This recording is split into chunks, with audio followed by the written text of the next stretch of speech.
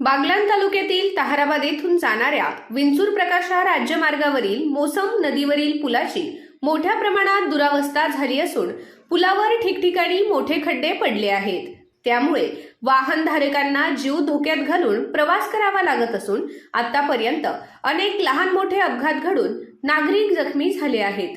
संबंधित सार्वजनिक बांधकाम विभागाने तातडीने पुलाची दुरुस्ती करून वाहतूक सुरक्षित करावी अशी मागणी राष्ट्रवादी काँग्रेसचे शिक्षक सेलचे सटाणा तालुका अध्यक्ष अशोक भामरे यांनी केली आहे। ताहराबाद येथील मोसम नदीवरील हा पूल विंचूर प्रकाशा राज्यमार्गावरील महत्त्वाचा दुवा असून परिसरातील नागरिक, शेतकरी व व्यापाऱ्यांसाठी हा मार्ग अत्यंत महत्त्वाचा आहे। मात्र अनेक वर्षांपासून पुलाचे नूतनीकरण व कायमस्वरूपी दुरुस्ती प्रलंबित आहे। संबंधित विभागाकडून केवळ तात्पुरती मलमपट्टी केली जात असल्याने काही दिवसातच पुन्हा खड्डे निर्माण होतात आणि वाहनधारकांना मोठ्या प्रमाणात गैरसोयीचा सामना करावा लागतो। सध्या परिसरात सुरू असलेल्या अतिवृष्टीमुळे पुलावरील खड्ड्यांमध्ये पाणी साचत असल्याने वाहन चालकांना खड्ड्यांचा अंदाज येत नाही।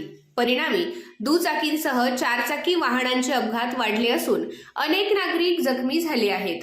त्यामुळे या पुलाची तातडीने दुरुस्ती करून वाहतूक सुरळीत व सुरक्षित करावी अशी जोरदार मागणी नागरिकांनी केली आहे।